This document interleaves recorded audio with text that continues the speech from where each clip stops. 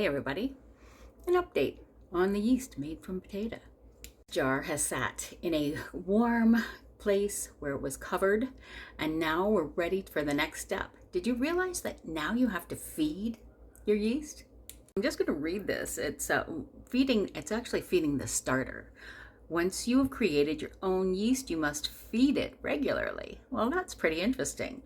It actually just means you're going to add a cup of flour and a cup of water to the mix so that you can keep it growing. So if it's kept at room temperature, we're going to feed this daily. If I put it in the fridge, I could feed it weekly. It would just probably take longer. But at least after you start feeding your baby yeast, it's ready to use in about 5 or 6 days, as long as you feed it. And the next thing we're going to do is strain this through a sieve. You could also use a coffee filter or a cheesecloth, but I think for now I'm just going to use the sieve. And hopefully this isn't too much of a mess here.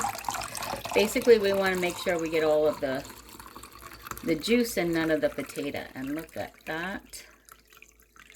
I'm going to have more than 2 cups. So I'm just going to put this aside.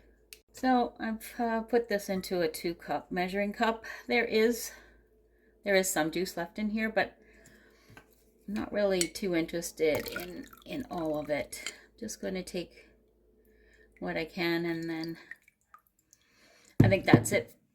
So next step, I've washed the jar. I've measured out a cup of the water that the potatoes had been in, and to this I'm going to add a cup of flour. Yeah, I'm no expert, as you can see. I'm just like you. Somebody who's trying to learn their way around, trying to figure out how things get done. So we're going to learn together. Yeah, the spoon worked just fine. Sometimes, I don't know. Jake ain't thinking. So all of the flour has been mixed in with all of the potato water, and we're just going to leave this sit for another day or 2. We're going to feed it each day and check in on it each day. It should take about 6 or 7 days before the yeast is ready. So this is a big experiment for me. I've never made it before, and I'm using instructions from the internet. These are the instructions. They aren't very clear. I've seen there are some actual videos of doing the same method with people who appear to know what they're doing. I'm not going to ever lie. I have never made this before.